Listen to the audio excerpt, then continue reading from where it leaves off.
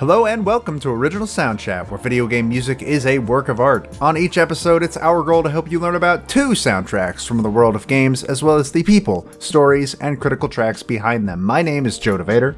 And I'm Peter Spezia. We're brought to you by Anonymous Dinosaur and Rhymes with Asia. It's time to appreciate great OSTs and the games they come from without getting too bogged down in music theory. Up first for our 2 games this week is 1994's Final Fantasy VI, one of gaming's most treasured RPGs with a soundtrack full of memorable character themes, thrilling boss battle tracks, and even an opera. After that, it's the mini-adventure that brought Mario to a handheld world run on AA batteries, 1989's Super Mario Land. Boy, that will be an interesting one to get to. That will be our oldest game that we have covered on this show so far to date. So when we're talking about, the beeps and the bloops, we're going to talk about that one. This is about as beepy and bloopy as it's going to get. Pretty much. It's definitely a different sound quality, that's for sure. But at the same time, you have to think that was really the most the Game Boy could really get at the time. Like making the most of that sound chip.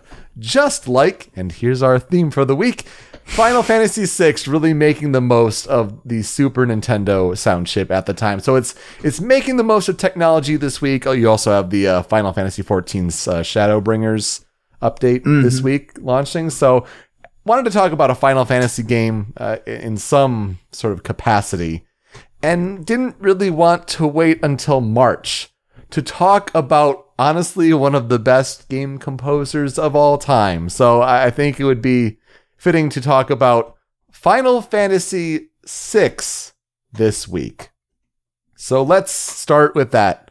Final Fantasy, I mean, it's the second best-selling RPG series of all time, behind Pokemon, of course, but it has a legendary status in the industry. I mean, we're talking about video game music, we're going to talk about Final Fantasy at some point, of course. And this is where we get into the fun with the naming conventions. If you're not familiar with the history of Final Fantasy, boy, the releases between Japan and the United States have quite the history. So the original Final Fantasy released in December of 1987 for the Famicom in Japan, but it took until May 1990 for North America to get the original Final Fantasy on the NES. During that time, Final Fantasy II and Final Fantasy III were released for Famicom in Japan. So when it came time for Final Fantasy IV, the initial installment in the United States, North America, and as a result, the series was a hit. And it's July 1991 in Japan when Final Fantasy IV releases on Super Famicom, and November 1991 in North America. So you take, the years of separation for the first Final Fantasy, and now it's only a few months. But because North America had only known the original Final Fantasy IV ended up being named in North America Final Fantasy II. It's so good. It's so good every time I hear about it. Such a history of misnaming, and I'm sure for other Western, for Europe, I'm sure it was the same way. But the story does not stop there, because what comes after Final Fantasy V, released in Japan in December 1992 for Super Famicom, but it has an infamous tale of promised Western localization and plans falling through multiple times. Even there were excuses such as, there's a differing tone and it has a much higher difficulty than the rest of the series, so maybe we'll make it its own title outside of the main series. The frustration ended up getting to the point that Final Fantasy V ended up being one of the first real titles of note to receive a complete fan translation, whether it was through online efforts and whatnot, because Final Fantasy V finally saw North American shores on a PlayStation release in September 1999, which that's just something special. That part I did not know, actually. I knew the next thing that's on the timeline, but But it makes sense, right? I mean, because where's Final Fantasy V? Like, you'd think it was Japan only. You never saw it really here stateside. It should have been named Final Fantasy III. But that title went to what Japan knew as this game we're going to talk about today, Final Fantasy VI, released on April 2nd, 1994 in Japan on Super Famicom. And because, as we're kind of hinting towards, the second installation of the main series in North America, Final Fantasy II, was really 4. As a result, North America knew Final Fantasy VI as Final Fantasy III. So we got 1, 4, and 6. Mm-hmm. But we knew it as 1, 2, and 3.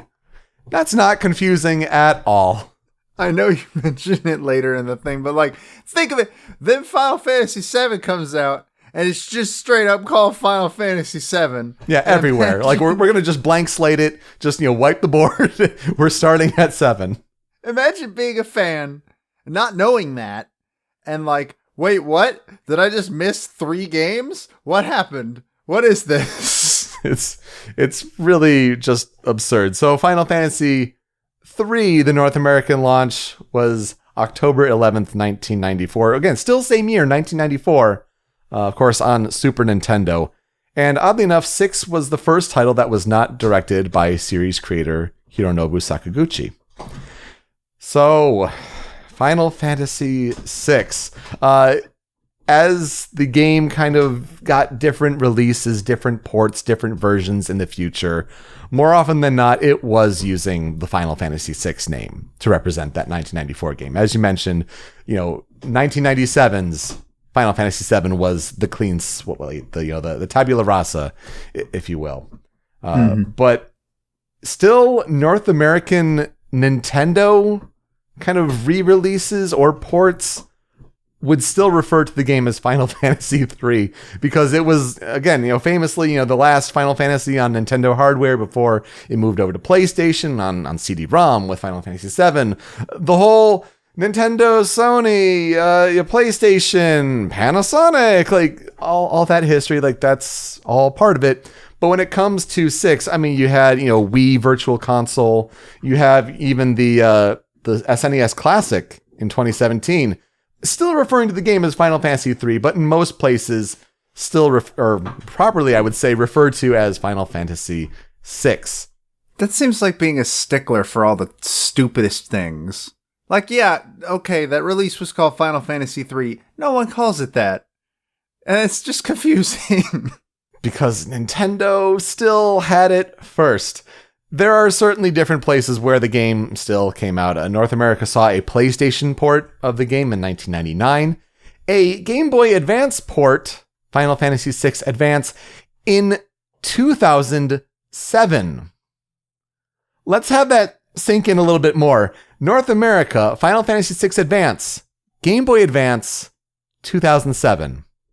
Like, we're already a few years into DS at this point, and it's taking off a success, but let's put it on Game Boy Advance. I mean, 3DS. Yeah, I just saw that happen with the 3DS. Yeah, it's like when you re-release, late games on 3DS, like Luigi's Mansion or Mario and Luigi Superstar Saga, or Bowser's Inside Story and all that. You compare that to like Final Fantasy VI, which 13 years later, it's still a classic. It's a classic game. But the ports get even weirder from there because there was an iOS and Android release in 2014, a PC release in 2015, and as you mentioned, SNES Classic in 2017.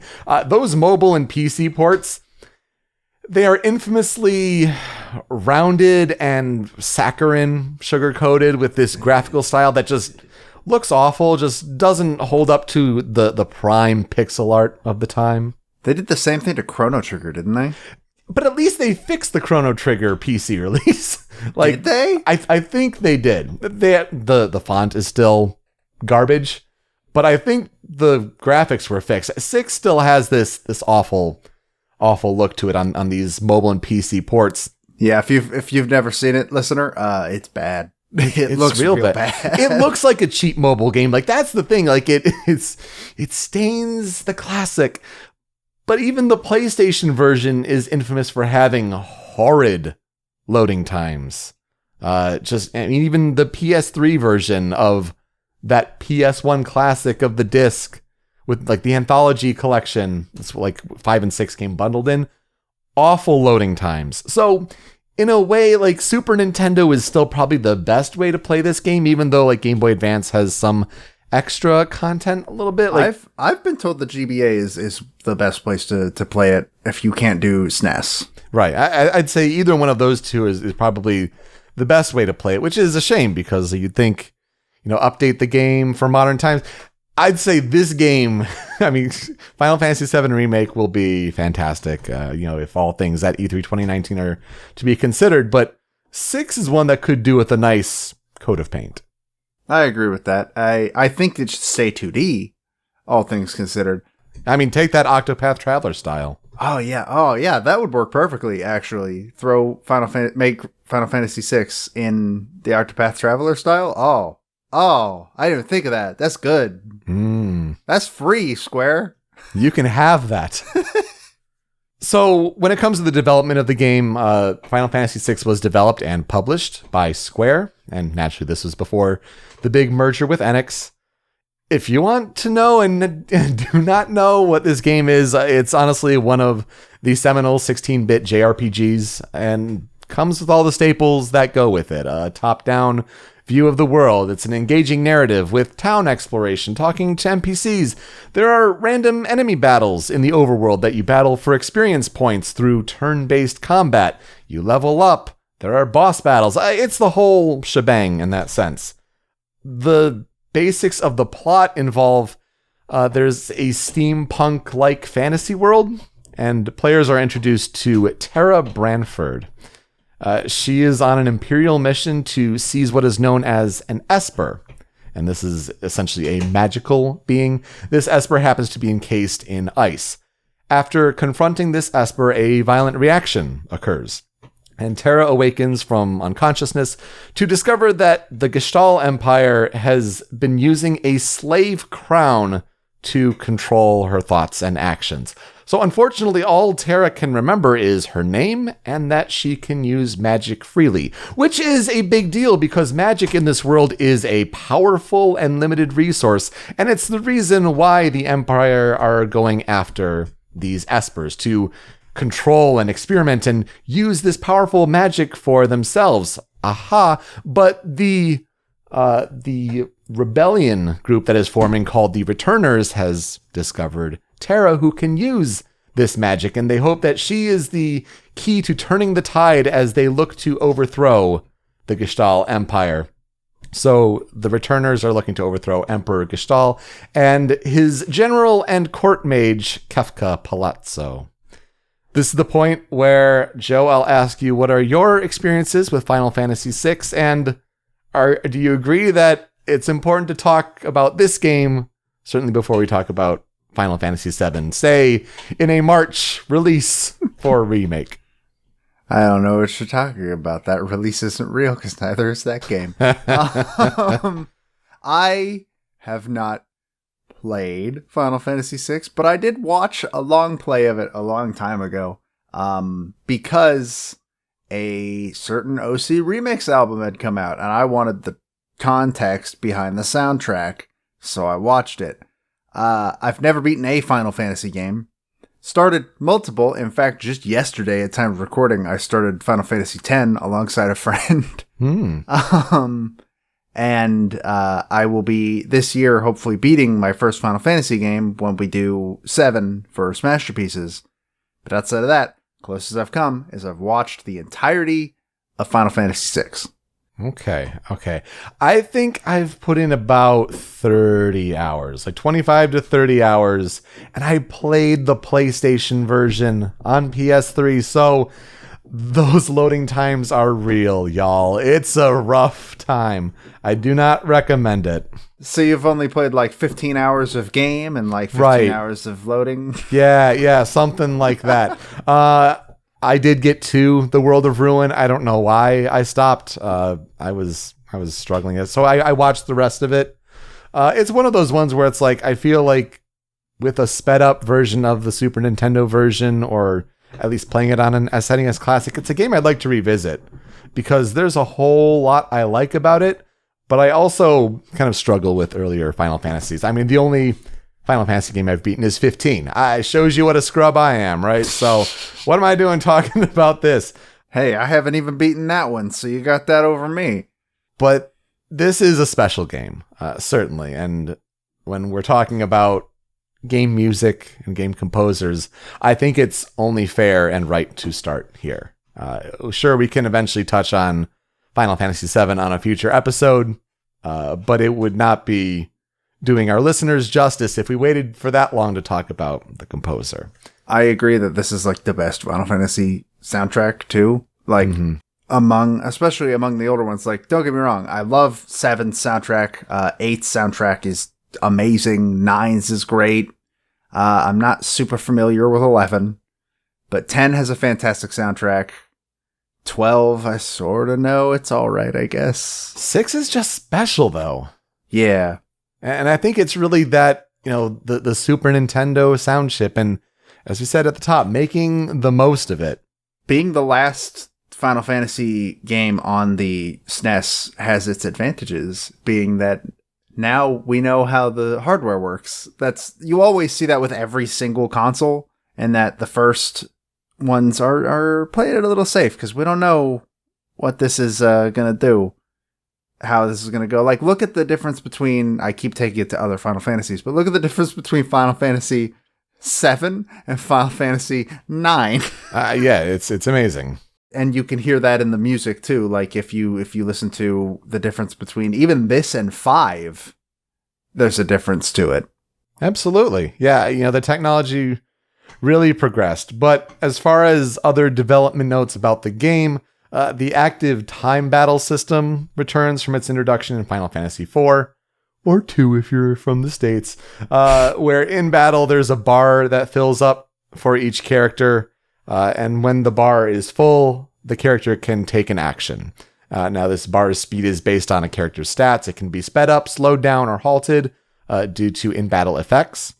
6 does not have the job system that Final Fantasy games at the time were pretty well known for. Instead, players can swap characters in and out of the party up to a pool of up to 14 party members. I mean, it's still a party of 4, which was, I guess decreased because it's 3 and 7, right? It's 3 and 10, and I'm pretty sure it's 3 and 7. But yeah, it was really the swapping in and out of party members that had different abilities, different, benefits, essentially. That was the big deal for 6. 14, it's crazy, especially when you consider with the narrative, they all have their big character arcs. It's a lot of work. But consider that production of the game lasted around a year with a 50 to 60 member team. And the game launched on schedule. It launched within budget.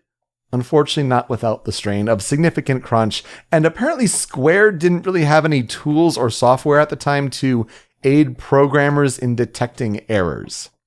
So yeah, programming oversights and glitches do still exist, but when it's a game as lauded as this, they certainly don't seem to mar the overall experience, and that's just remarkable. How do you not have software for Square? You weren't new. I mean, then they weren't new, yeah, certainly, but yeah, they were churning out games like crazy at the time, especially after the original Final Fantasy's success.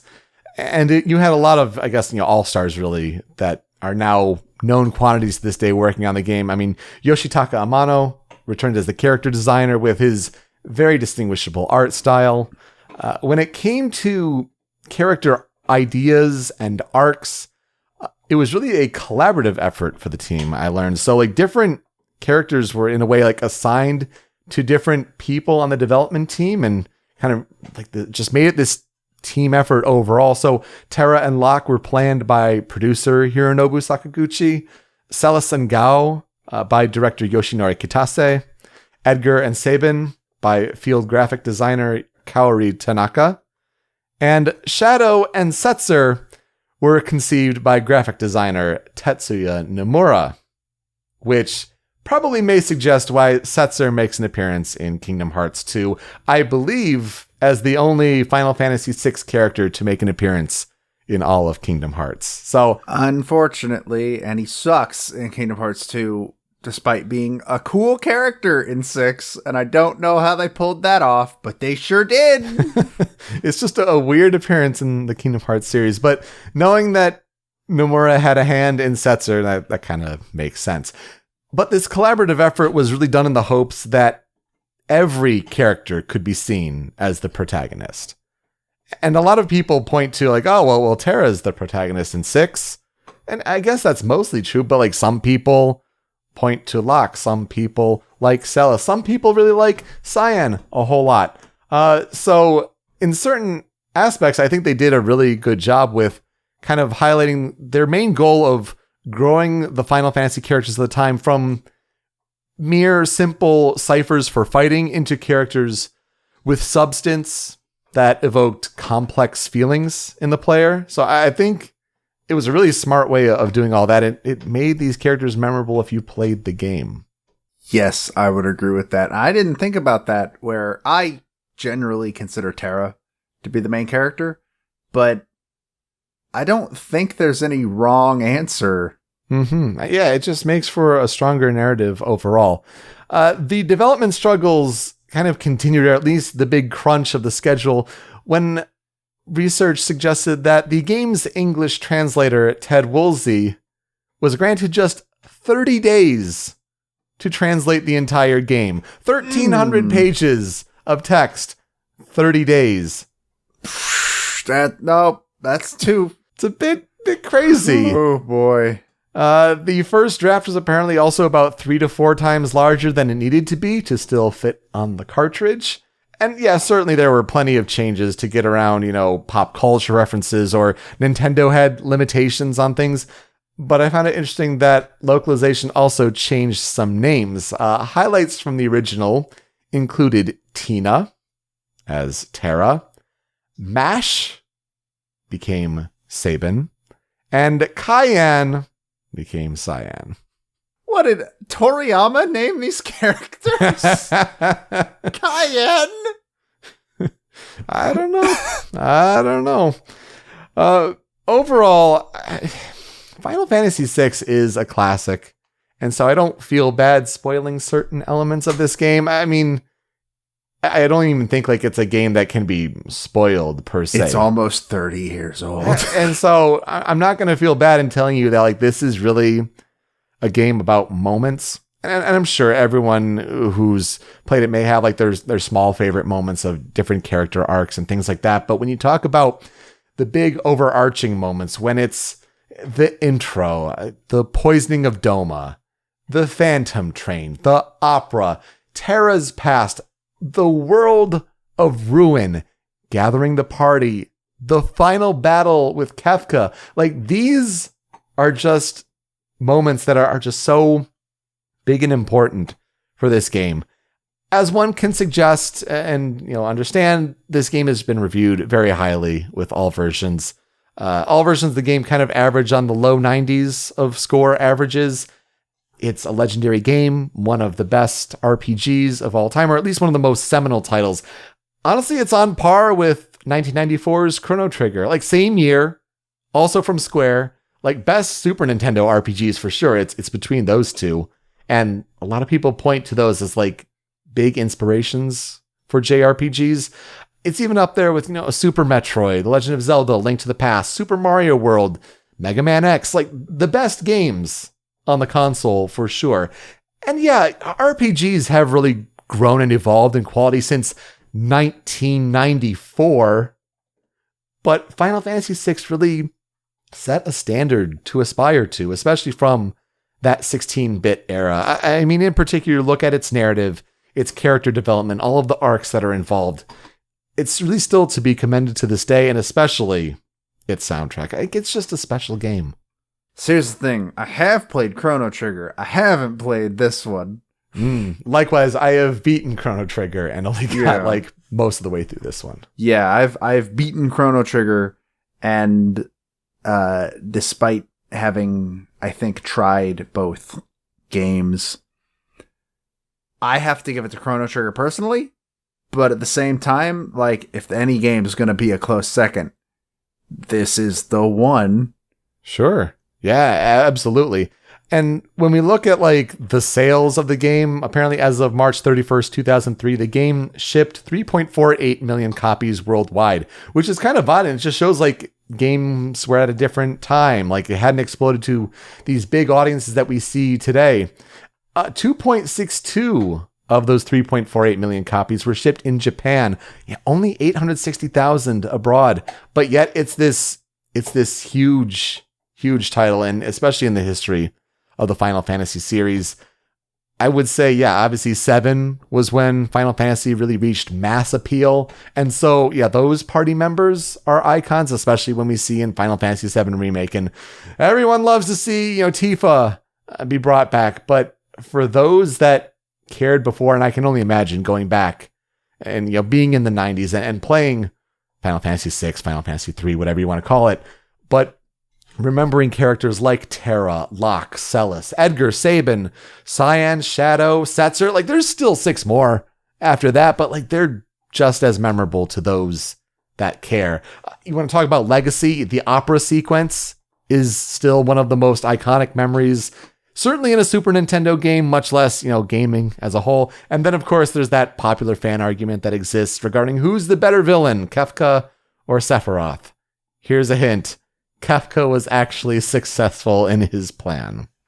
So it's really a shame actually that Kefka kind of is in this position where he was immediately overshadowed by the mainstream game. And I'm not going to take any digs at Sephiroth because I barely know anything about Sephiroth outside of Kingdom Hearts, which probably not the best. Looking at how Setzer is in Kingdom Hearts, probably not the best place to make my judgments. But gotta give it to Kefka. He was the Dark Knight Joker before the Dark Knight Joker. Yeah. Except probably more malicious because he actually acted on those evil intentions. Anyway, that's an argument for another time. The music of Final Fantasy VI is so special. And we talk about it with this reverence because the composer is worthy of this reverence. Now it's your turn to have all the pressure. I did Koji Kondo. Now it's your turn. It's my turn to talk about Nobuo Uematsu. And what a legend. Certainly one of the most famous video game composers of all time. Nobuo Uematsu, most well known certainly for his work on the Final Fantasy series. Sometimes referred to as the Beethoven or the John Williams of video game music. And that's correct. That's correct. And very high esteem, certainly. Uematsu was born on March 21st, 1959 in Kochi, in the Kochi prefecture in Japan. This is on the southern island in Japan of Shikoku. Apparently lots of nature around. So very formative to kind of like the spiritual side of things there in Japan with all of that nature around. Uematsu is a self-taught musician. He learned piano at age 11 with Elton John as one of his biggest influences. He wanted to be like him there in 1972. He had no formal lessons. His older sister apparently played the piano though as well. Uematsu apparently also had career aspirations when he was younger of wanting to be a professional wrestler. Which, if there was some weird world where if he became a professional wrestler, and then you can imagine like One Winged Angel coming out when he's, his entrance music or Dancing Mad, that would be certainly something. So Uematsu attended Kanagawa University and he graduated with an English degree before he joined Square in 1985 at the advisement of a girl that he met who happened to be making games at Square. Uematsu at the time was working at a music rental shop. He was trying to put out demos with his music, unsuccessfully so. And when he started working at Square, he didn't really expect to compose game music for long there, like maybe a couple years, because it wasn't really seen as a permanent job at the time. Now, of course, remember, Square at the time was a game company without really a big hit. So Uematsu's first game composition was 1986's Japan-only computer release, Cruise Chaser Blasty. Good name. Yeah. So not a lot of big hits, but when he was working at Square, he did meet Hironobu Sakaguchi, and the two agreed to work on projects together. Sakaguchi with kind of the game creation, Uematsu with the music. Games like Genesis and Alpha were not that successful, but famously, Final Fantasy was a big break for Sakaguchi, Square, and honestly, Uematsu as well. It was just a big deal for the whole company. An interesting story that was passed along in interviews was that at Sakaguchi's urgent request, he needed a song for the intro, the title. And so the famous Final Fantasy prelude music was apparently created in about 30 minutes. If I remember correctly, the story was he thought he was done, and then Sakaguchi came in and was like, hey, we don't have a song for the title screen, and we have to send in the proofs to print the thing. Yeah, I need one more. Today. And it's the most iconic song in all of Final Fantasy now. Oddly enough, it's even the song that Uematsu says it's the song he'd like to be remembered by. They certainly made it. Yeah, it's a big deal and continued to be used in all of the Final Fantasy games there. So Uematsu's styles and composition inspirations range all across certain genres, from symphonic to metal to prog rock, new age. He's really one of the best, I think, in the industry at really drawing the emotion out of a scene. Just makes it really special. When asked why do people love game music, he had the response of, it's unlike usual music with an introduction, a bridge. If you're in a field and you're listening to the field music looping forever, it has the chance for users to listen so many times, so it will be more impressionable. And boy, yeah, absolutely nailed it. That sure is spot on. And I think it's one of those, it's also just a sort of thing where that's why making music for video games is also really hard, because think of how tired you get of the wild Pokemon battle theme by the end of any given Pokemon game. Sure. So you have to factor in, especially for a field song like he's saying there, you have to factor in the fact that that's the song the player is going to hear for hours, and you need to try and make something they're not going to get sick of. So there are tracks that Uematsu certainly says that he's personally proudest of. That'd be Xanarkand from Final Fantasy X, Kiss Me Goodbye from Final Fantasy XII, and One Winged Angel from Final Fantasy VII. He says he didn't expect One Winged Angel to be as big of a deal as it is. It has vocals in it! What are you talking about? I guess he just didn't expect it to catch on as much. That's certainly interesting. In 2004, he left Square to create his own record label, Dog Ear Records. He works for freelance now and picks up different projects here and there. From 2002 to 2010, he wanted to play music on the side. And so he played electric organ and other keyboards in a hard rock band called the Black Mages, comprised of other Square Enix employees. He basically, in this band, frequently played prog rock metal versions of his Final Fantasy work, and the Black Mages released 3 studio albums of these covers.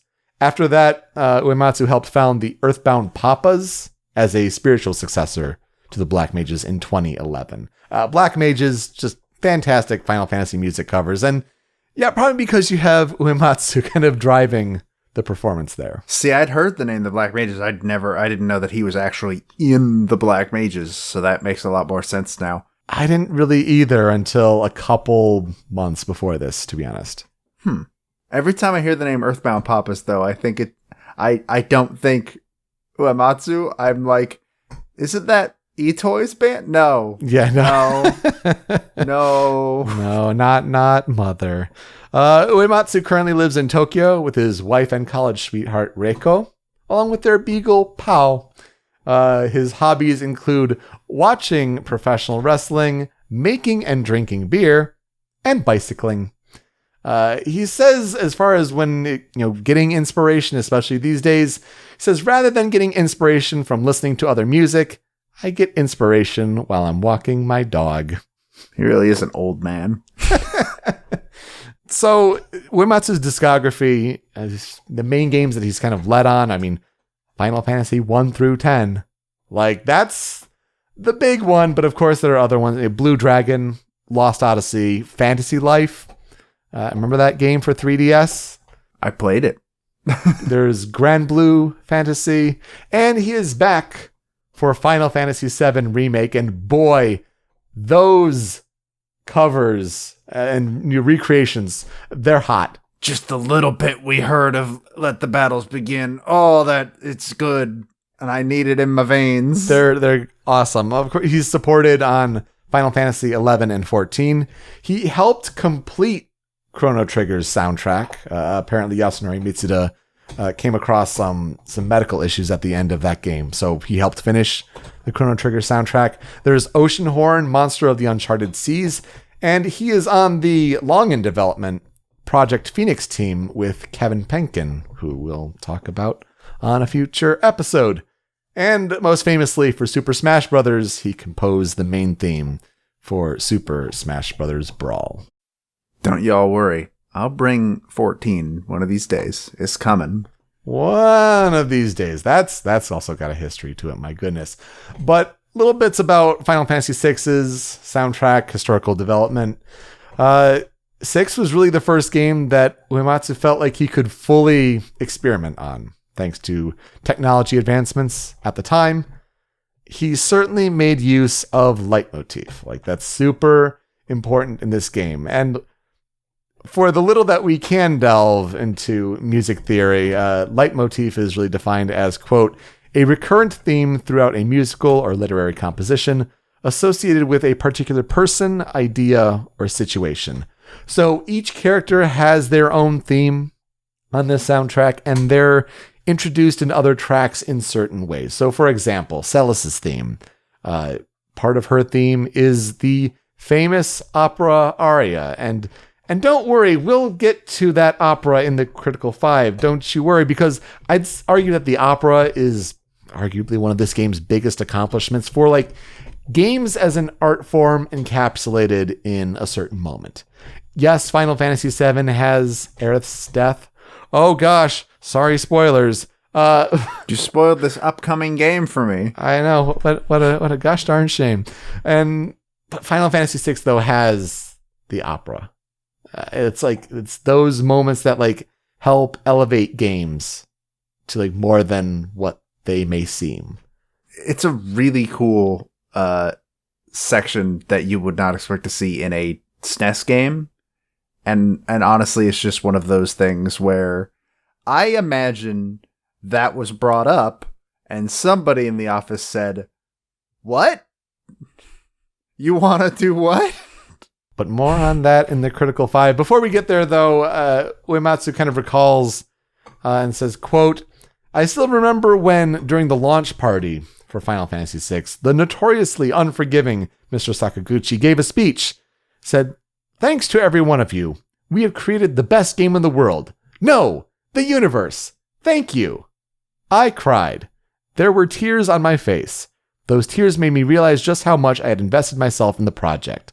I hope that the Final Fantasy games forever continue to be a source of joy, not only for the fans, but for the developers as well. So the series means a whole lot to everyone working on it, and Uematsu put a whole lot of work in this game. Let's talk about it with the 5 critical tracks. Gotta start with Terra's theme.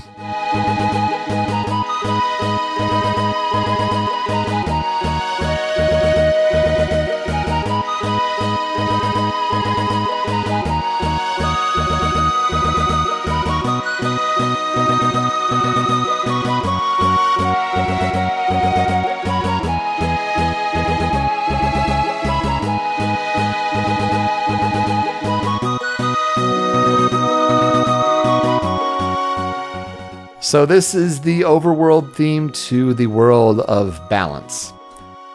And I feel like it's one of the most iconic songs in the entire series, at the very least, up there as one of the better, or if not the best, overworld theme.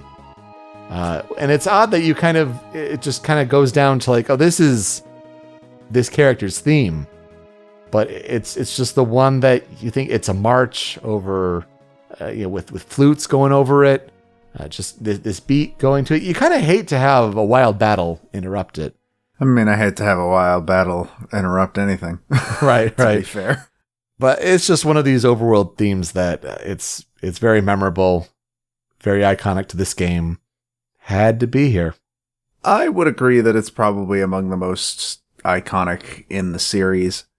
As for overworld themes, I think I like 9's just slightly better. But it's a real close one. I really, really do like this song. It's gorgeous. It's fun to whistle along to. Yeah. So, thumbs up from me. Next up on the Critical 5, we have The Decisive Battle.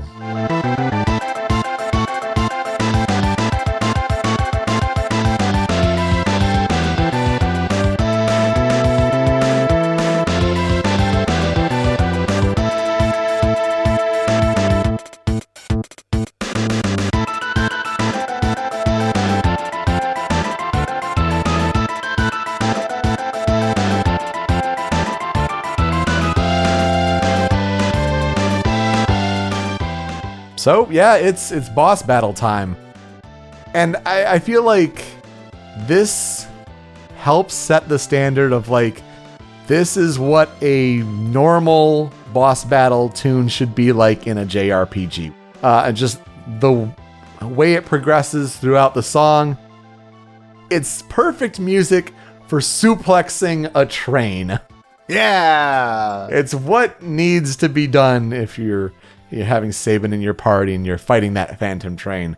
Like, really, it's just what these kind of boss battles for the time, like, not, specialized ones or final battles, but like your basic level boss battle. Like, what should aspire to, that organ is doing work for the melody. It's just legendary. It's so good. I don't know what I can add that's better than Let's Suplex a Train. Yeah, it's kind of what it comes down to. Just kind of defines it really, for sure. Let's get to talking about that opera, though. And if we had to narrow it down to one track, because it branches out into 4, to one theme, it's Aria di Mezzo Carattere.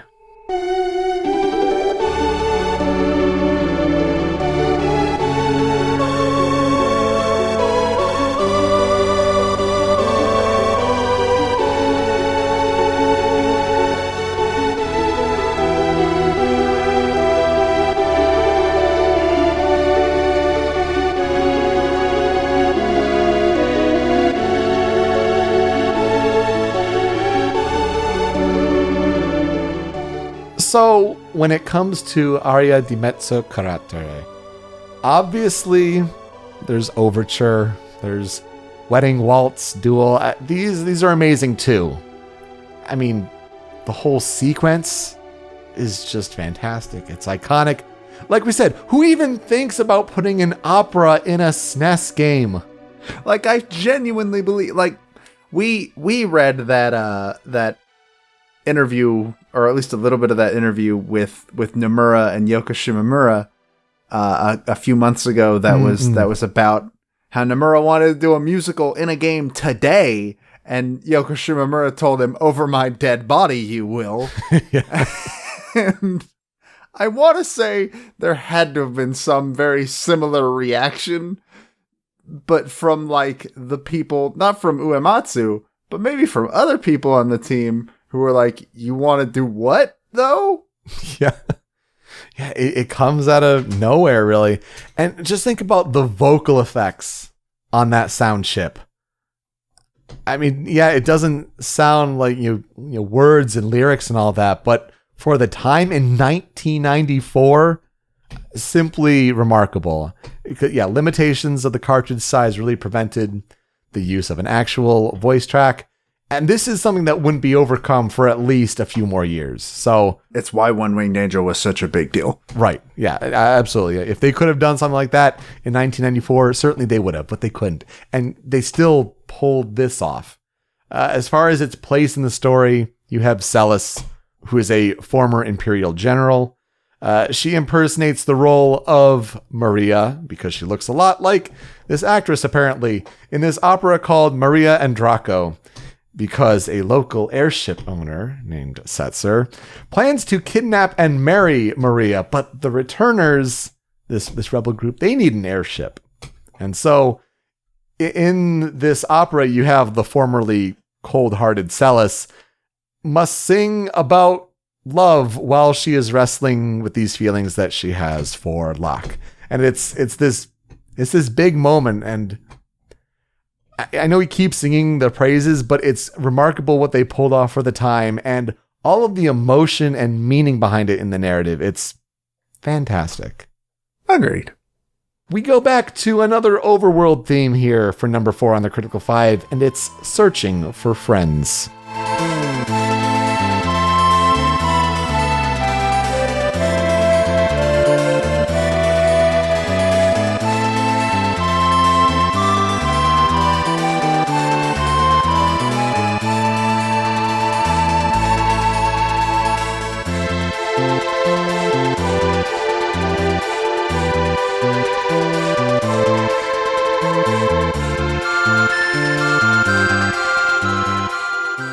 So yeah, Kefka won. He destroyed the world. This is the World of Ruin, and it's the overworld theme for the World of Ruin. Your party members are scattered across the world, yet hope still exists. Hope remains despite the world being in disarray.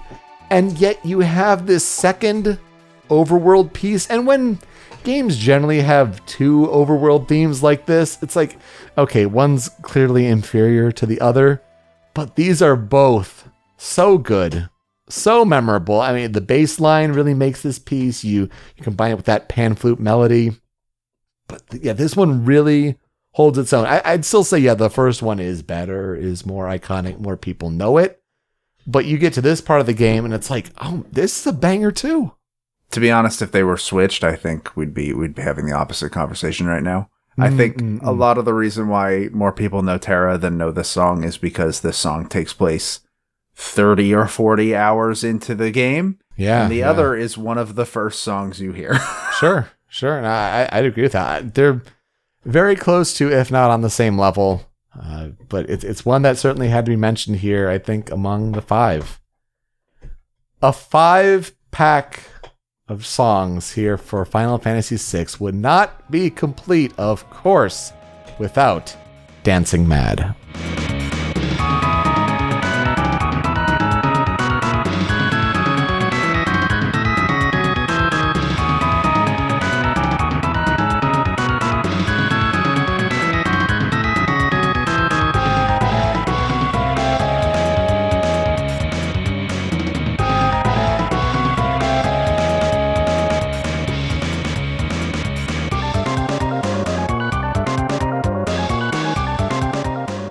Like, I'm going to throw in personal bias here and just say, like, this is one of, if not the greatest final boss battle themes of all time. Like, it's not even a question. Are you kidding me with Dancing Mad here? A 30-second clip does not even remotely do this song justice. Please listen to the whole thing. I know I ask this sometimes of you. Like, go find this song and listen to the whole thing. And just imagine all the work that went into it. I should note, though, it's 17 minutes long on the soundtrack. Yes, 17 minutes. For the record, though, the ending theme for the credits is over 21 minutes on the soundtrack, but also that does contain every character theme in it. So makes sense. This is part of a 4-part final boss against Kefka. And so as you rise into the sky, different stages, different moods, different themes and feelings, and different leitmotifs coming back, different parts of Kefka's theme, an organ cadenza that's just being improvisational and virtuoso. Like, it's This is an incredible, incredible piece. And so when we loop the Black Mages back in here to talk about Uematsu using his prog rock metal band with Square Enix employees, this is, among the great songs that they have, but the Black Mages version of Dancing Mad is the one you need to check out.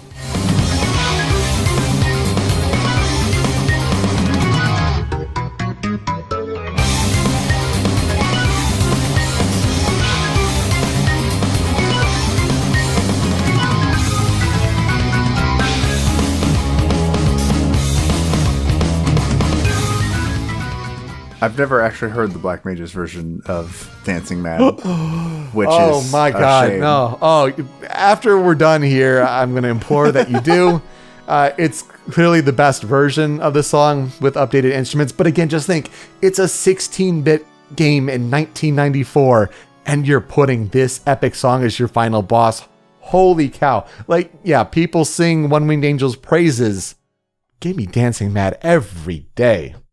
Joe, you have some songs on the cutting room floor, though. Give them to me.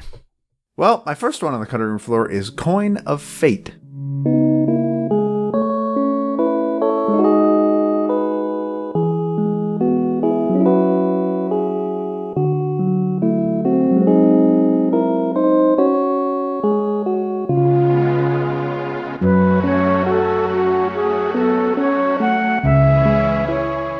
Or as it's colloquially known around the internet, or as I usually hear it, Coin Song, but the official name is Coin of Fate. Yeah, there are a couple different translations of the Final Fantasy VI soundtrack. It's like when you have Terra's theme, it's, sometimes it's also known as Tina. It's different translations there. Mm-hmm.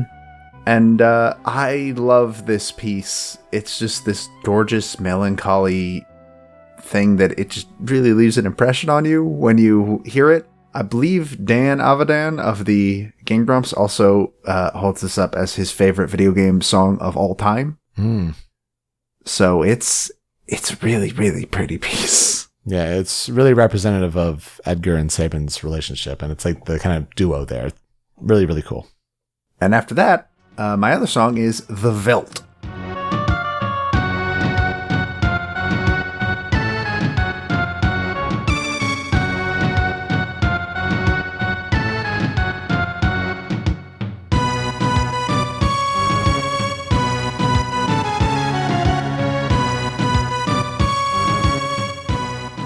When I watched that long play, this is the song that I was like, oh yeah, here we go. These heavy drums and that cool instrumentation. This plays when you're in the savannah-like wilds area of the world called the Veldt. It's where you meet Gao. Mm-hmm. And it's just such a cool song. Also translated as Wild West. Yes, I've also seen it mentioned as Wild West, which is sure. Not Will Smith, though. If only.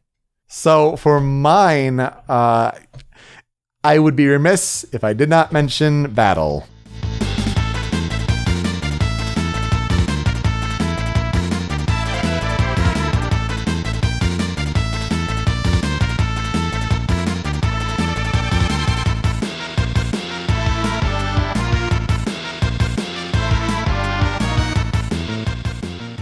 Final Fantasy games have to have their classic standard battle theme, and this is a pretty darn good one. It gets you bouncing right to the beat. If a wild encounter has to interrupt Terra's theme, it's a pretty good one to have it be this one. So yeah, kudos to this wild battle theme.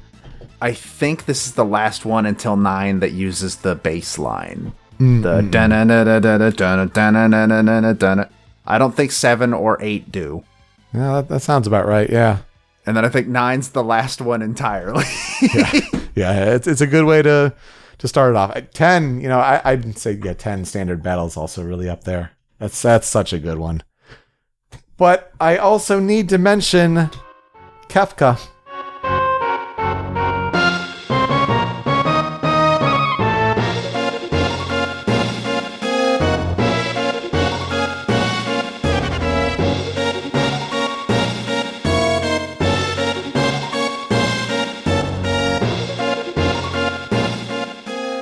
Kefka's theme just illustrates the madness.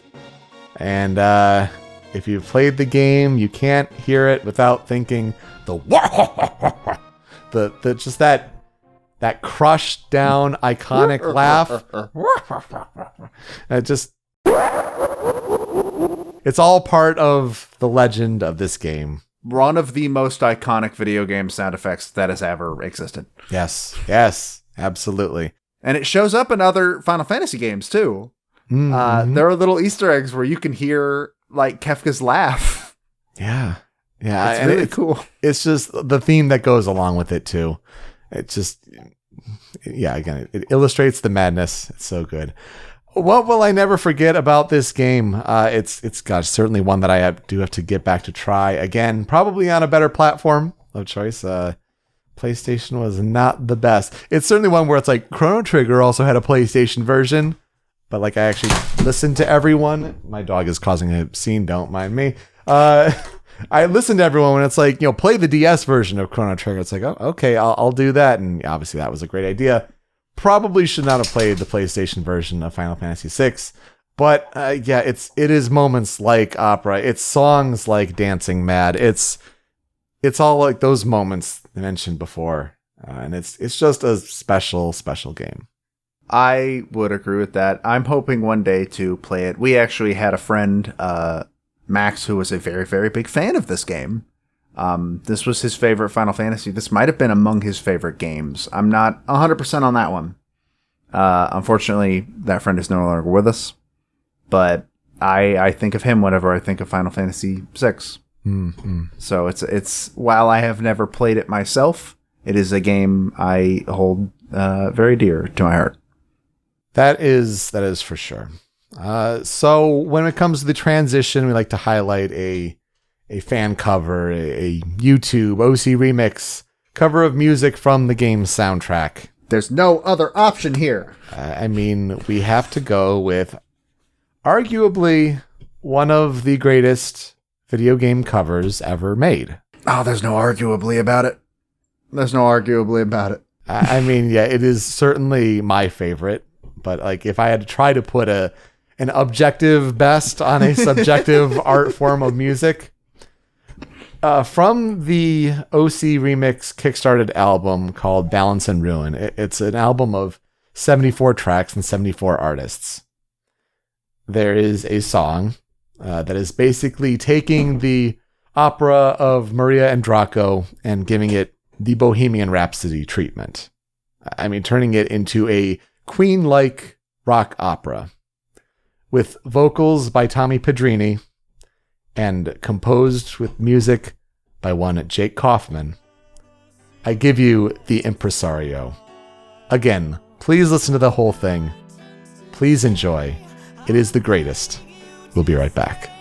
I'm down on my knees here. I'm the darkness, you're the starlight, and I'm burning up in you, my heart. All right, let's talk about a bit of a smaller scale game. And by a bit of a smaller scale game, I mean pretty much as small a scale as we could get without being a browser game. It's a big step down, yes. And like we said at the top, the oldest game we've ever covered on this show. Yeah, and I can't imagine anytime soon we're going to go back to something older than this because, it would just be another Mario game. Even Zelda games at this point didn't have super great soundtracks. So, let's talk about Super Mario Land. Now, Joe, we talked about Super Mario 3D World last week. Why are we talking about another Mario game this week? Because I wanted to, and I'm one of the hosts. That's literally the reason. It's also the hopes of trying to will Super Mario Land content into Super Mario Maker 2. Which apparently retroactively worked, because it's there. From what I hear that there's a power-up from Super Mario Land, from Super Mario Land and Super Mario Maker 2, which came out like 3-4 days ago as of time of release. I mean, it's clearly you're willing to it existing. Yes, I did this. So, Super Mario Land originally released as a Game Boy launch title in 1989, which, again, makes it the oldest game that we have covered on Original Soundchat. It came out on April 21st in Japan, and then on August 1st in America, and then didn't come out in Europe until September of 1990. Sorry, pal. I keep forgetting that era existed where Europe just got screwed and got every game so much later than everybody else. Mm-hmm. It is the 4th Super Mario game ever released. Think about that for a second. Think about how many Mario games you have played. This was the 4th one ever. Wow. That is of course not counting Donkey Kong or the original Mario Brothers, which I believe had come out, or Mario Brothers, I think. Yeah, 1983. Donkey Kong for sure had. Yes. Unlike the rest of the Mario franchise, which normally takes place in the Mushroom Kingdom, Super Mario Land takes place in Sarasaland, which is a foreign country, I guess? I don't know. What's Mario geography like? They won't tell us. We got the Zelda timeline, now we need the Mario globe. The game is most notable from a Mario lore standpoint for being the first appearance of Princess Daisy, as she was the damsel that Mario was working to rescue instead of Peach. And the game's weird as hell. It's super weird. There's no Bowser. And you've also got to change some of your Mario instincts when you play it, because when you jump on a Koopa, the shell does not become a kickable thing. It becomes a bomb that is ready to go off. Does it hurt you? It does if you're standing next to it, but you have about a second to get away. Okay. But yes, it will hurt you if you stand too close to it. And the game also has this weird alien theme, mainly because the main antagonist is Tatanga, an alien who has decided he is going to come down and kidnap Daisy and marry her. So he's Bowser, but an alien. Tatanga was the first spirit I got on my copy of Super Smash Bros. Ultimate. And I believe that's the first appearance Tatanga has had in anything in years. Mm-hmm. Because pretty much all of the original enemies that appear in Super Mario Land have vanished from the Earth.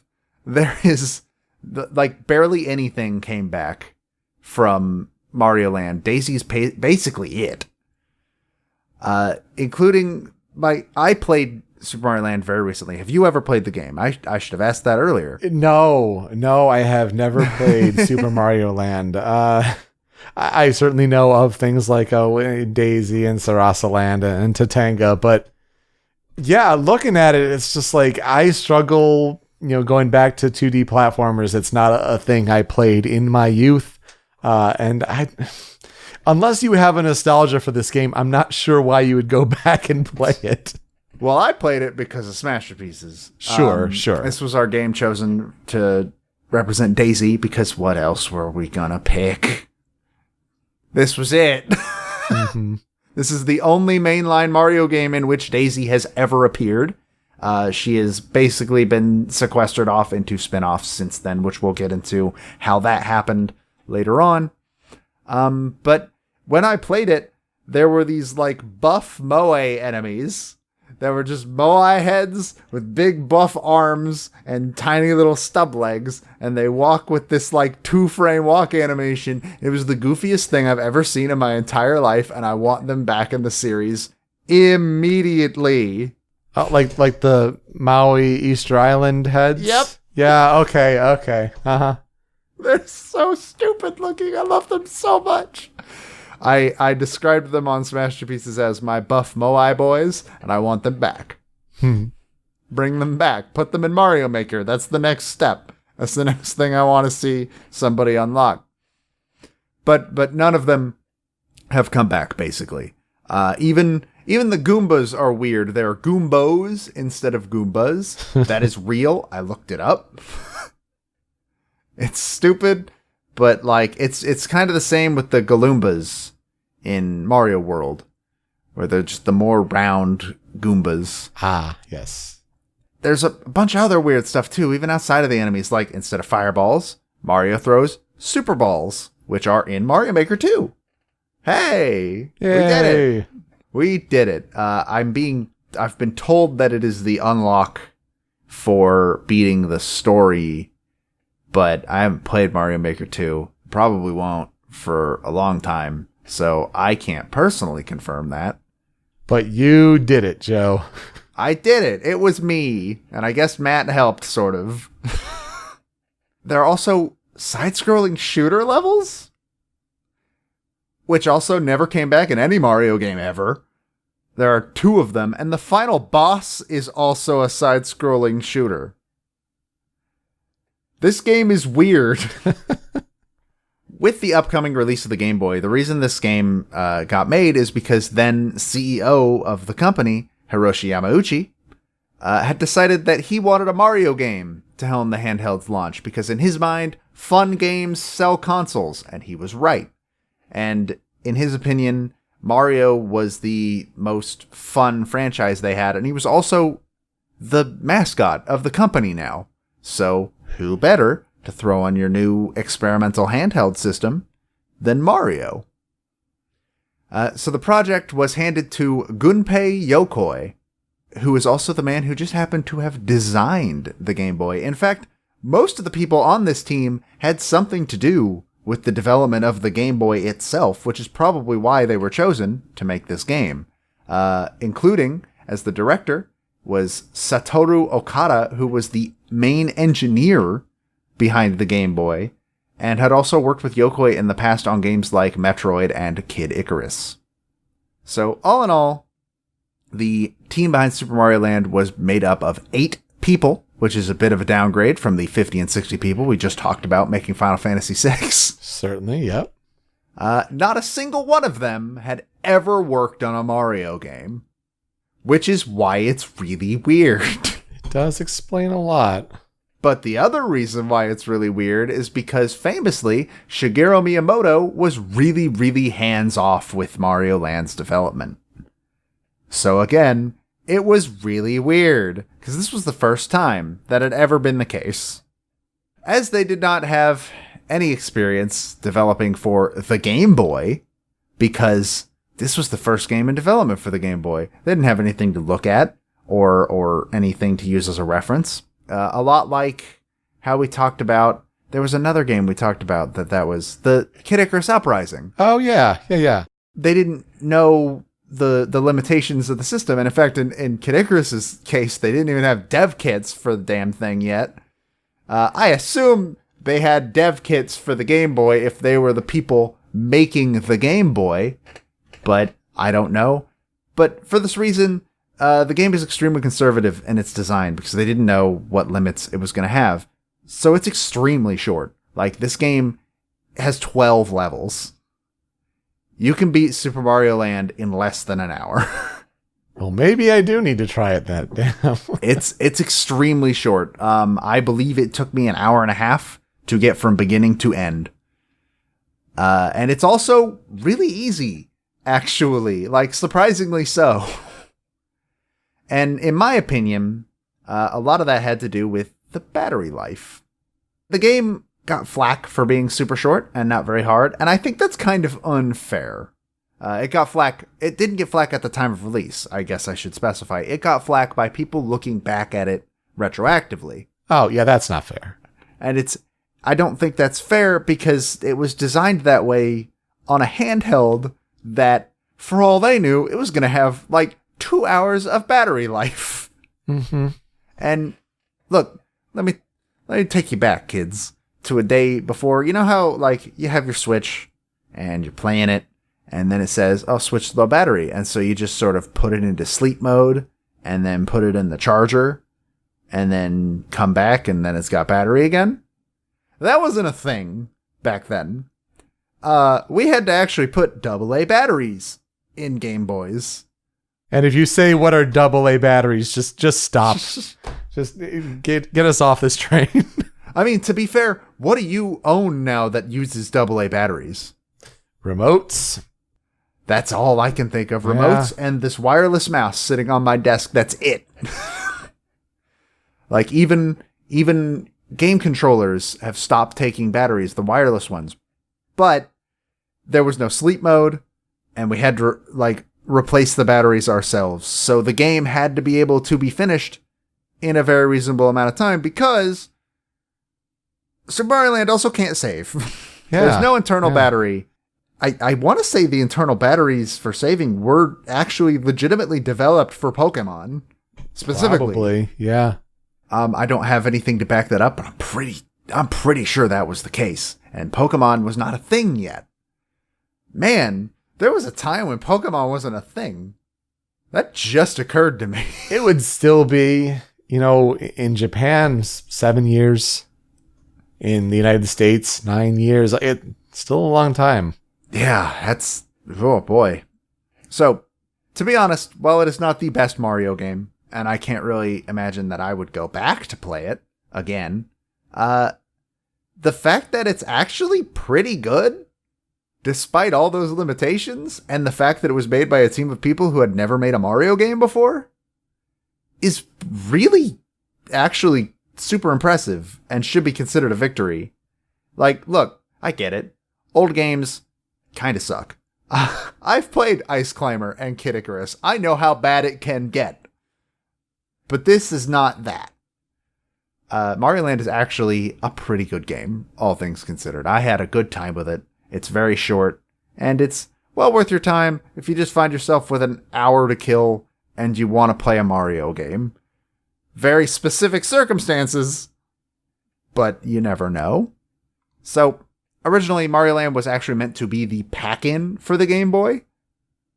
But then this little game from the Soviet Union called Tetris, maybe you've heard of it, was brought to Nintendo's attention, and the man who did so convinced them that it would be a really good fit on their new handheld device, and so Tetris became the pack-in game with the Game Boy, with Mario Land getting its own standalone release at launch.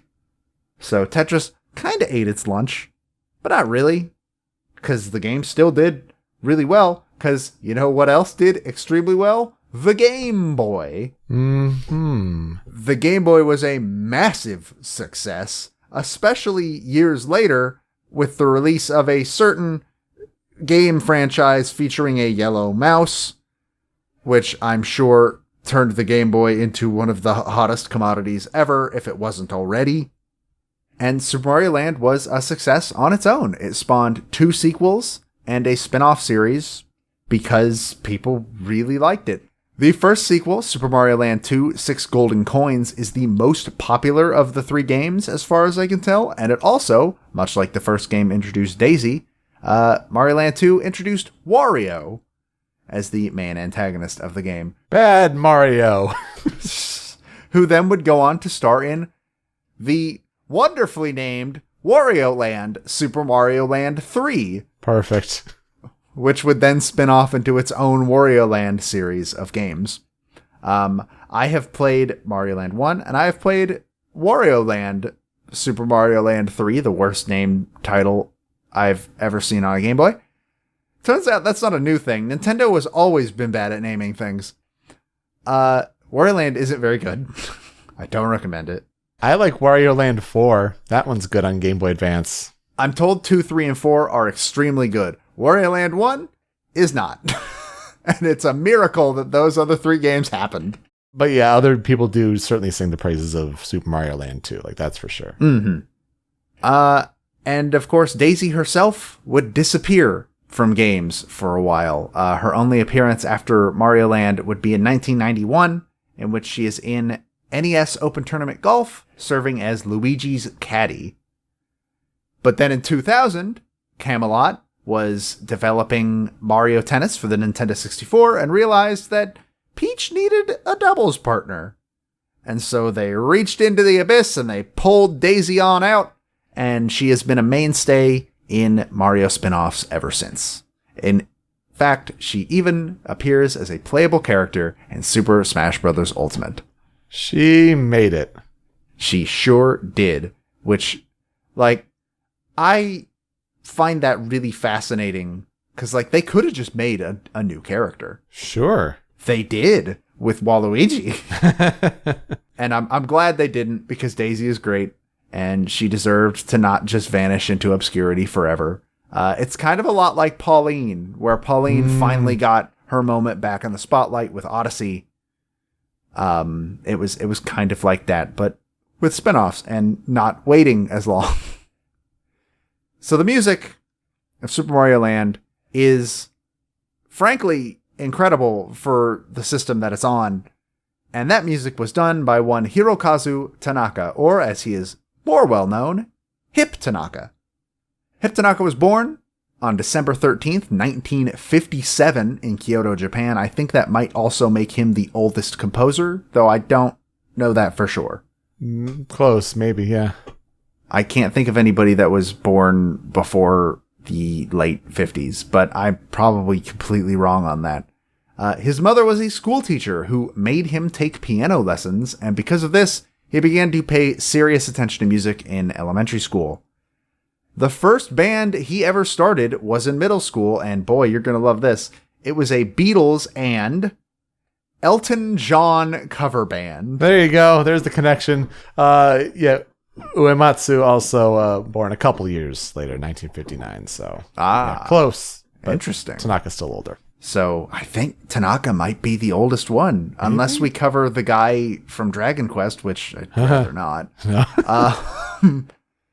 So that band apparently performed concerts at the school from time to time, which I find kind of cool.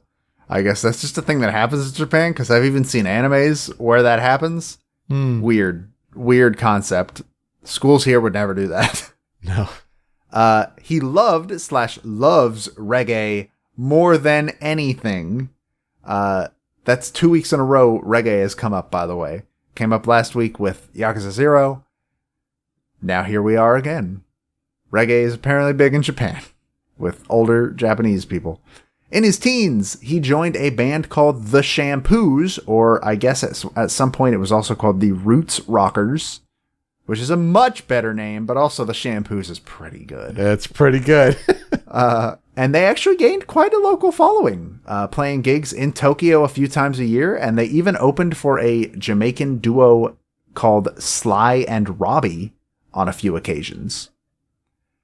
But in 1980, he graduated college with a degree in electronic engineering and applied for a job as a sound designer at Nintendo because he said he wanted something stress-free, and as Nintendo was scouting people to help create new sounds and types of toys, he figured that would be as good a place as any.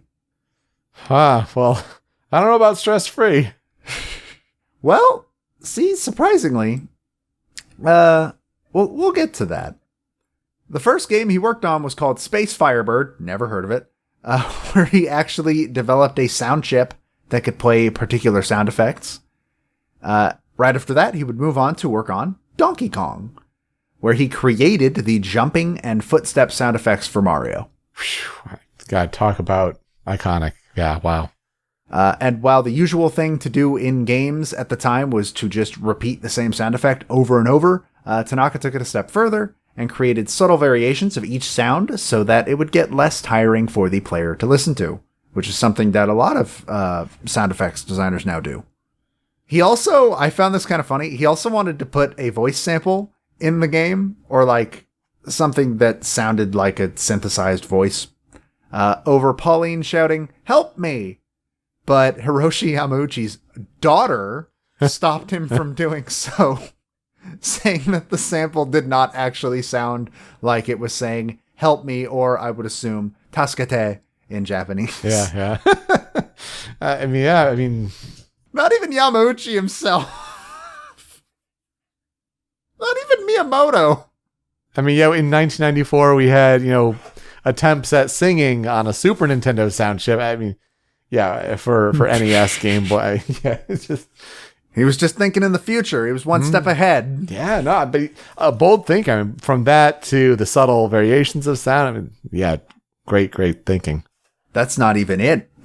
In his contributions to that era of video game music. The first game he would serve as both composer and sound effects designer would be Donkey Kong 3, in which he pioneered the use of what I saw described as dub-based structure.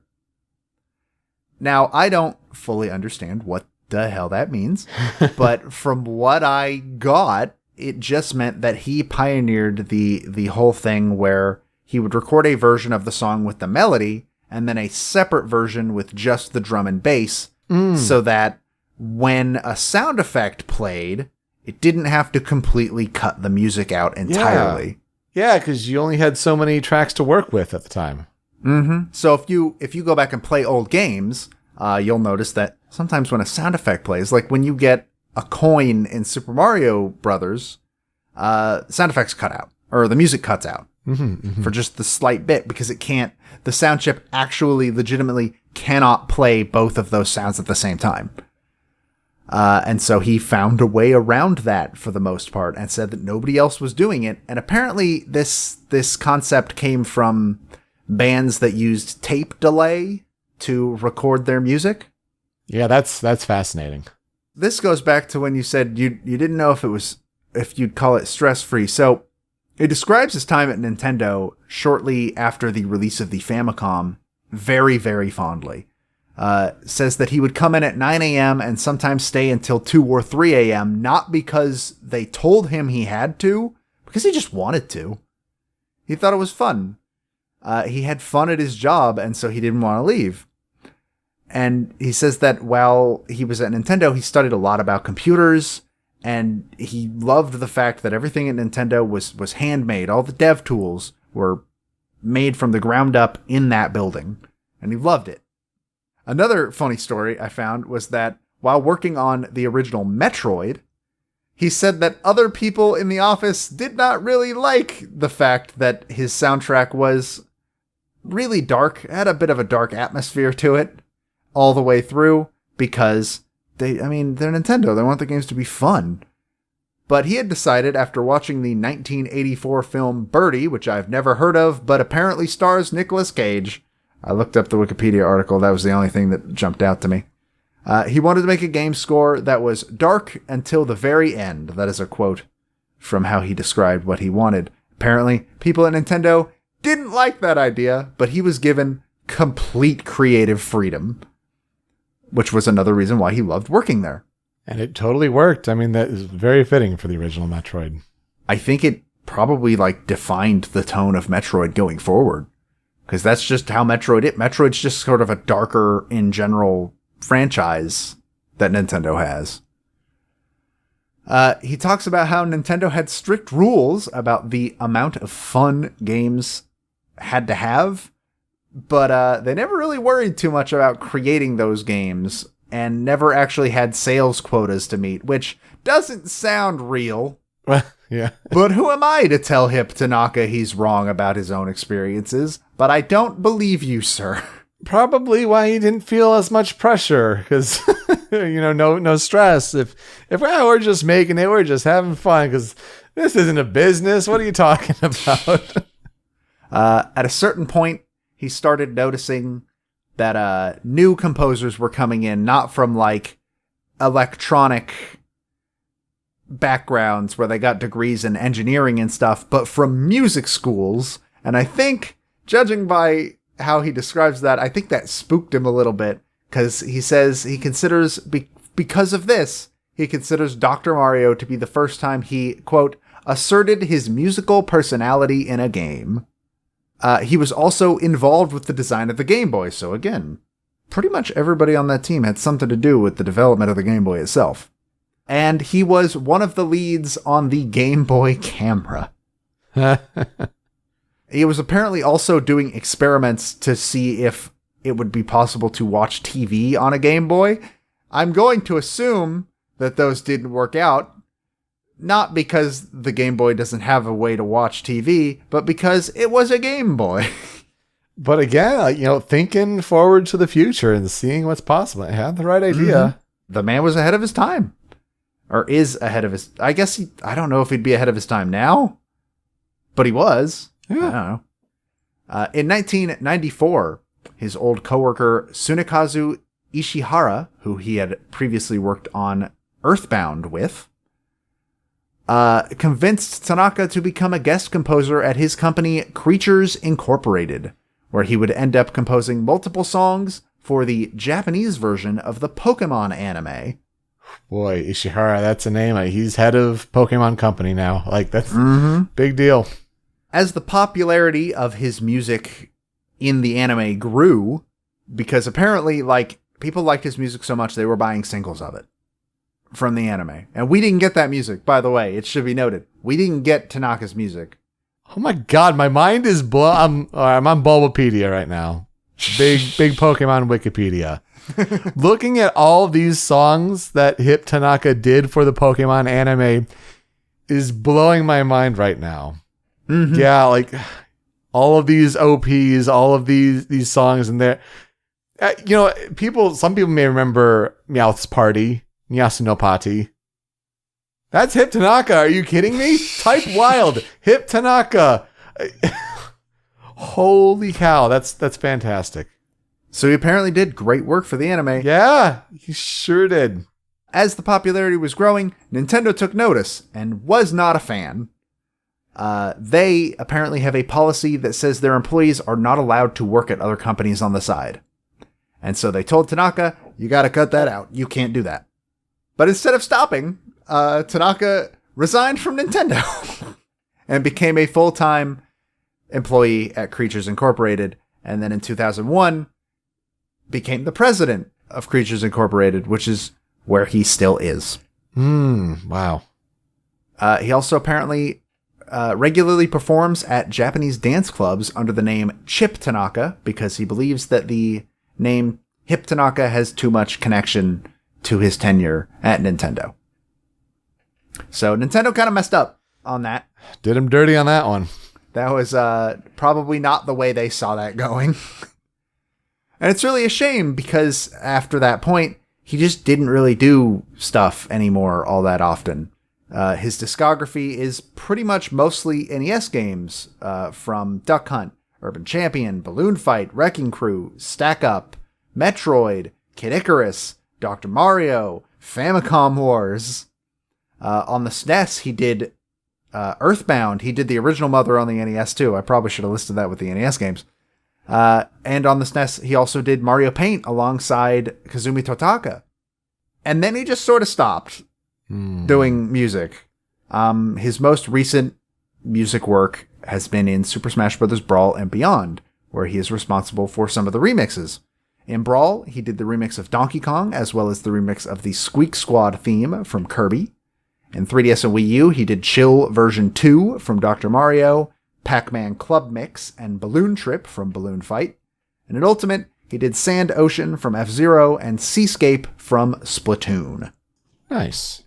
And unfortunately, as for research and facts about the actual soundtrack of Super Mario Land, I couldn't find any, which is a shame. Well, you did cover a lot of the Game Boy sound history and Tanaka being involved with that. So that's pretty good. Mm-hmm. Pretty good. So let's jump into those critical tracks.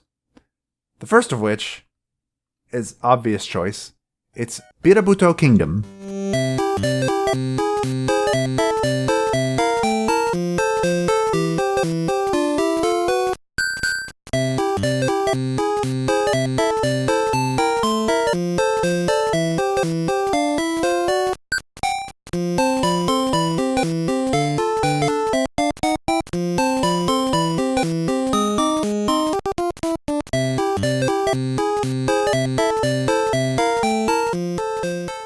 This is also basically known as the main theme of Super Mario Land. It's the main overworld theme. This is the song everybody knows. Yeah. I'd say it's not a stretch to say it's iconic. It's incredibly hoppy. It's happy. Feels right at home. Alongside pretty much all the other Mario music of the era. And I would honestly probably say it's even more catchy than most of the Mario music of that era. Ooh, yeah, probably. Not as well known as like the Super Mario Brothers Overworld classic theme, but yeah, if you're talking just happy energy, this has it in spades. Yeah. And it's not in Smash. What gives? Why is this song not in Smash of all of them? Remixes, original, I don't care, put it in. Yeah, it's a crime. You mean you put Daisy in as an Echo Fighter, and you didn't put this song? They didn't add any Mario Land music to Ultimate. None of it. I'm mad. There is one Mario Land song in all of Ultimate and all of Smash. And we'll talk about that when we get there.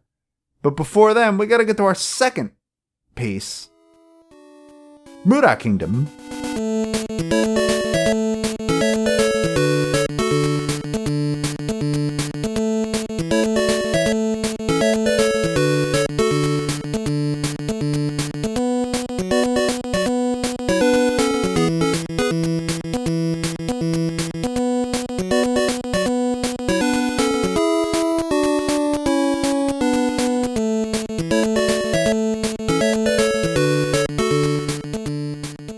I will hold back from making JoJo jokes. Don't worry, listener. I won't. Muda, muda, muda, muda, muda, muda, muda.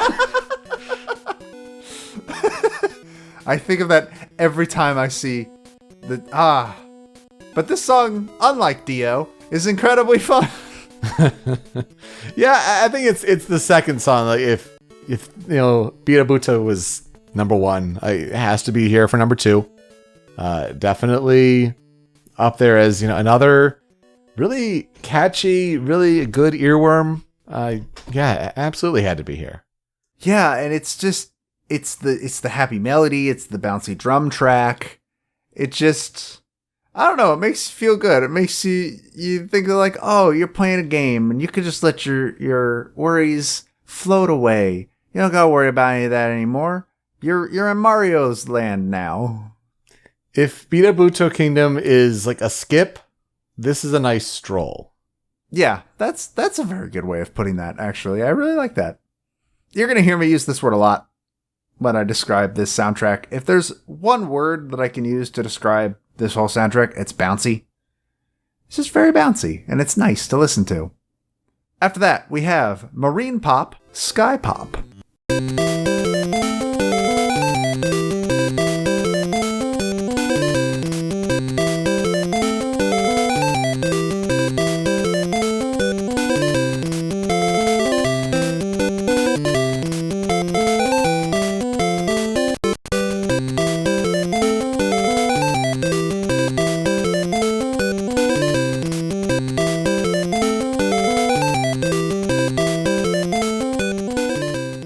So this plays during the earlier mentioned shoot 'em up levels. And I don't know if you hear this too, but when I listen to this song, I hear a slightly changed version of the hurry up version of the original Super Mario Brothers theme. I'll go one step further. It sounds like a knockoff cover of it. Kind of, a little bit. It's the note progression. It's very similar, but it's also kind of more complex than the original NES song. Yeah. And I really, really like this song, honestly. It's the only thing I like about those shoot 'em up levels. They're alright, I guess. But the music's fun, so that's cool. You're right. I absolutely hear that connection. I just thought it was more direct of a reference than that. It's like, yeah, we still are a Mario game, or we're trying to be, don't worry. Yeah, see? Don't you hear it? There's the Mario. We got the Mario in there. You swing your arms from side to side and everything. Our fourth track is Chai Kingdom.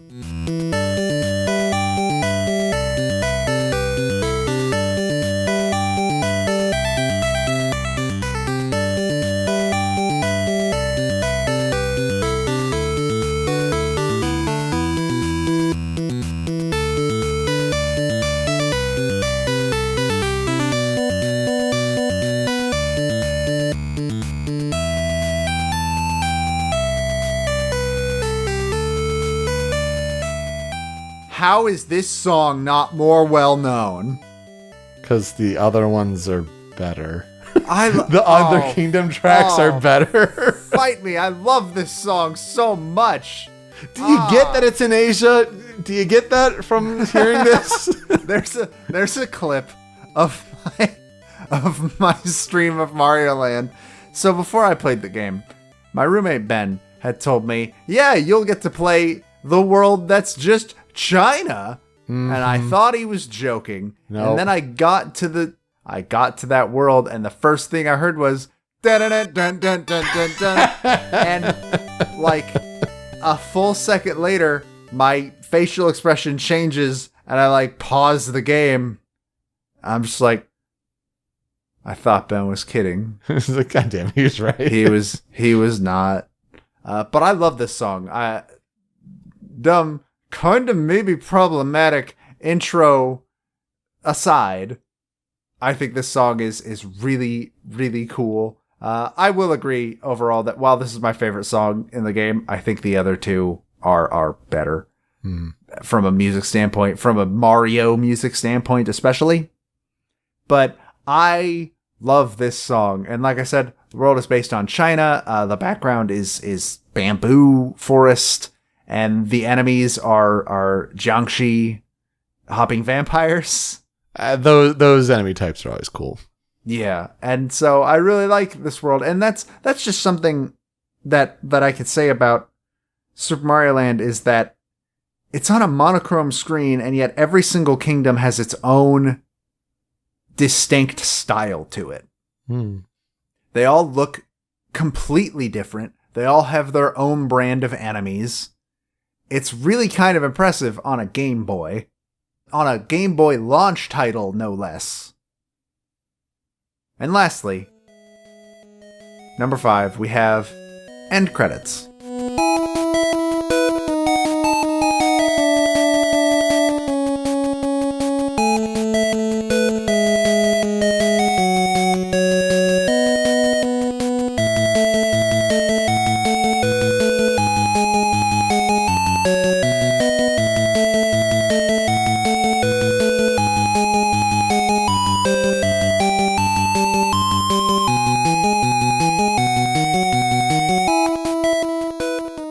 I think this is the best credits song of 2D Mario. Granted, that puts it up against the Mario World credits. I was gonna say that's a hard competition. That's the one that would win it for me. Yeah. For me, I think this one just barely ekes it out. It's just really triumphant. It's really energetic. And I do not understand how this game is not considered one of the quintessential Mario soundtracks.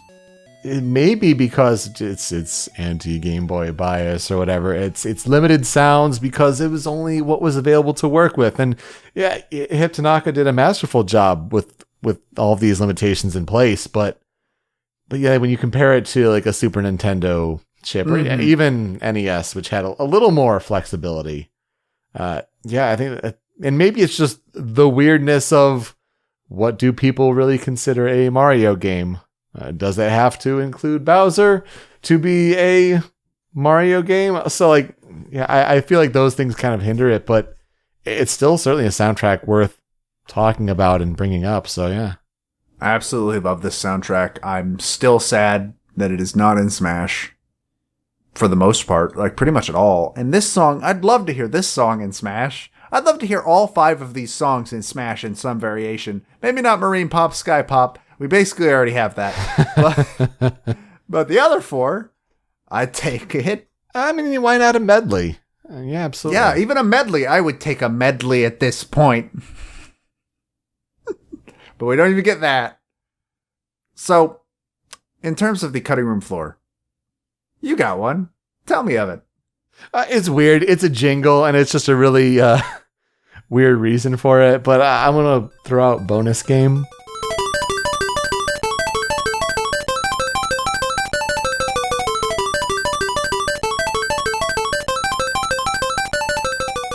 Because it's one of those sounds that it's like, oh, that's it. There it is.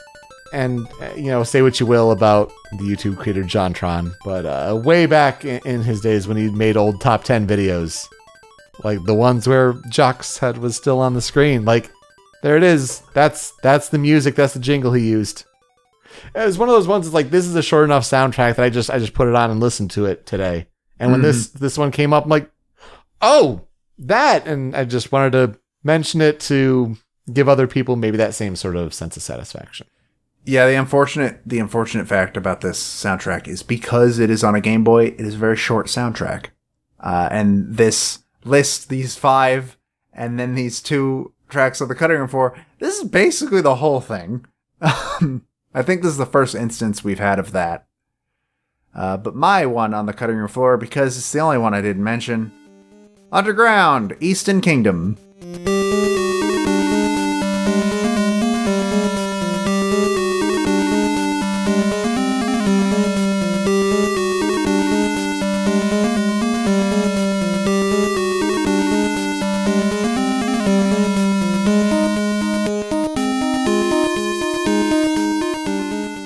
Look, I like this song. It's fine. Why is this the only one that's in Super Smash Brothers? And they needed more underground songs, is my guess of it.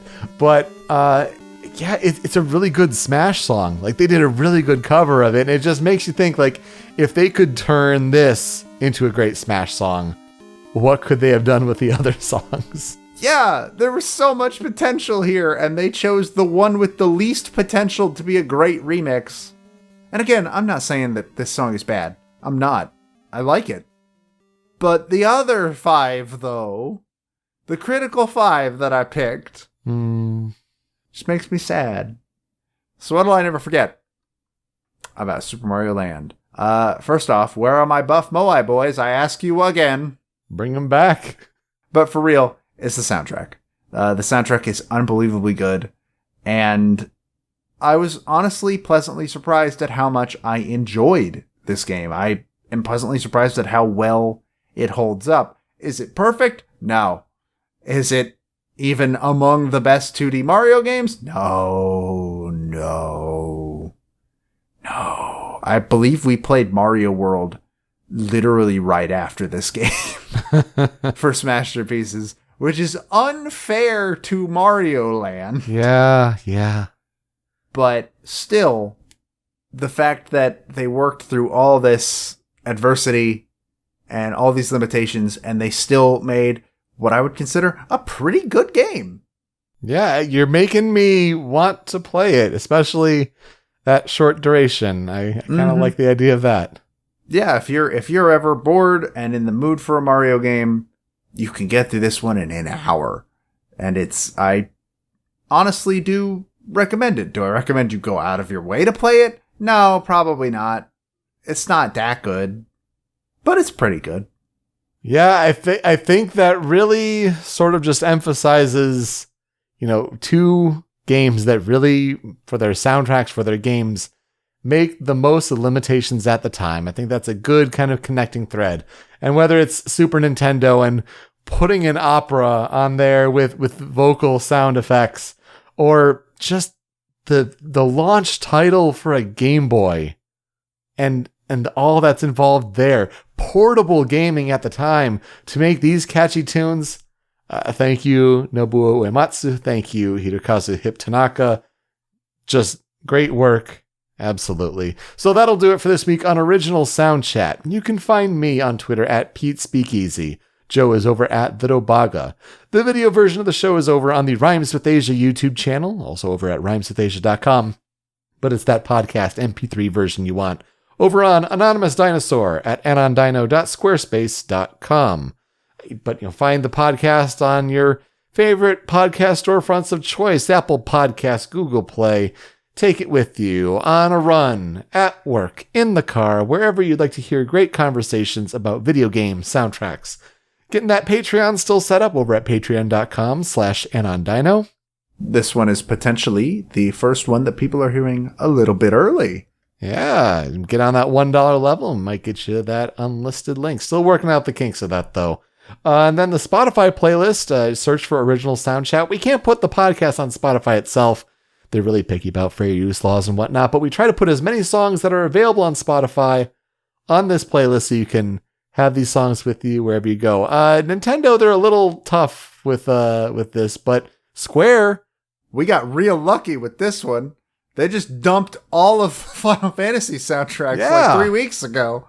Yeah. So you'll at least have Final Fantasy VI songs and the Impresario. I would hope and pray. Unfortunately, no. I tried. Oh, come on. It's the greatest. It's the best. Oh, man. Well, you can also follow us on social media at Soundchat OST. So, leave us feedback for how we're doing. Give us recommendations for games you'd like to cover in the future. Just, reach out to us there. And, we'd love to hear from you. Joe, who are we talking about next week? I'm going to talk about Jun Ishikawa. Interesting. Well, I'm going to talk about Toby Fox. That's right. We're going there. It'll be fun. More leitmotifs. So, Joe, let's play us out. So, as we've said before, we like to do the transition and end the show with a remix from OC Remix or YouTube. And this is the one that was actually the first time I ever heard Budobuto Kingdom, which is really a weird place to hear it. But hey, it is from Brentalfloss. He does a duet with a guest singer about Super Mario Land, where one of them, Brent, hates Super Mario Land and thinks it's a terrible game, and the other one loves Super Mario Land and really thinks that it deserves a place in history and a place on the shelf with the good Mario games. And I absolutely love it. So please enjoy Super Mario Land with lyrics. Thank you so much for listening to this episode of Original Soundchat. We'll see you next time. Take care. Yeah, Mario's back, out to save that crazy Princess Daisy. By now he's sick of this princess fake out bullshit. Wee creepy sprite without Princess Peachy or Luigi. But he has super balls. Seriously, that's what they're called. The quality drop.